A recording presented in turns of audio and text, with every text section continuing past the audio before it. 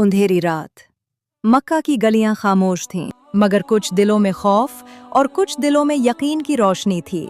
ये वो रात थी जब नबी करीम सल्लल्लाहु अलैहि वसल्लम ने अल्लाह के हुक्म से हिजरत का फैसला फरमाया। एक ऐसा फैसला जो इस्लाम की तारीख का नया बाब बनने वाला था। कुरैश ने नबी सल्लल्लाहु अलैहि वसल्लम के कत्ल का मंसूबा बना लिया था और खून का बदला किसी एक कबीले पर ना आए, मगर अल्लाह की तदबीर सबसे बड़ी थी। नबी सल्लल्लाहु अलैहि वसल्लम ने हज़रत अली रज़ी अल्लाहु अन्हु को अपने बिस्तर पर सुलाया और खुद खामोशी से घर से निकल गए। अल्लाह के हुक्म से आप सल्लल्लाहु अलैहि वसल्लम सीधा मदीना की तरफ नहीं गए, बल्कि उल्टी समत जुनूब की तरफ रवाना हुए, गारे थौर की तरफ।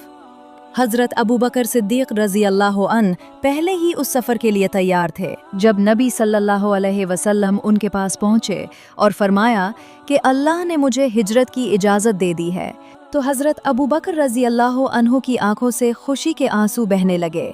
दोनों अजीम हस्तियां पहाड़ पर चढ़ें।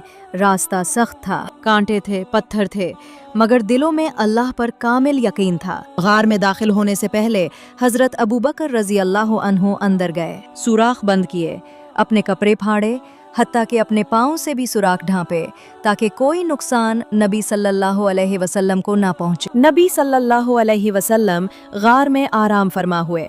इसी दौरान कुरैश के लोग गार के दहाने तक पहुंच गए। हज़रत अबू बकर रज़ी अल्लाहु अन्हु घबरा गए और आहिस्ता से अर्ज किया, या रसूलल्लाह, अगर उन्होंने अपने पाँव की तरफ देख लिया तो हमें देख लेंगे। नबी सल्लल्लाहु अलैहि वसल्लम ने फरमाया, गम ना करो, अल्लाह हमारे साथ है। ये वो अल्फाज थे जो कयामत तक ईमान वालों के दिलों को ताकत देते रहेंगे। अल्लाह के हुक्म से गार के दहाने पर मकड़ी ने जाला बना दिया और कबूतर ने घोंसला बना लिया। दुश्मनों ने समझा कि यहाँ तो कोई आया ही नहीं और वो वापस लौट गए। 3 दिन तक नबी सल्लल्लाहु अलैहि वसल्लम और अबू बकर रज़ी अल्लाहु अन्हु गार में रहे।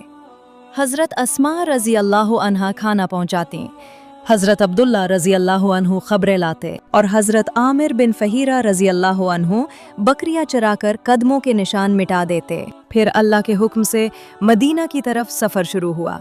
एक नए दौर का आगाज़ हुआ। एक ऐसी रियासत की बुनियाद रखी गई जो इंसाफ, रहमत और ईमान पर कायम थी कि जब अल्लाह पर मुकम्मल भरोसा हो तो गार भी हिफाजत की जगह बन जाता है और दुश्मन की तलवारें भी नुकसान नहीं पहुंचा सकती। ये सफ़र सिर्फ मक्का से मदीना तक का नहीं था, बल्कि खौफ से यकीन तक, कमज़ोरी से ताकत तक और जुल्म से अदल तक का सफ़र था।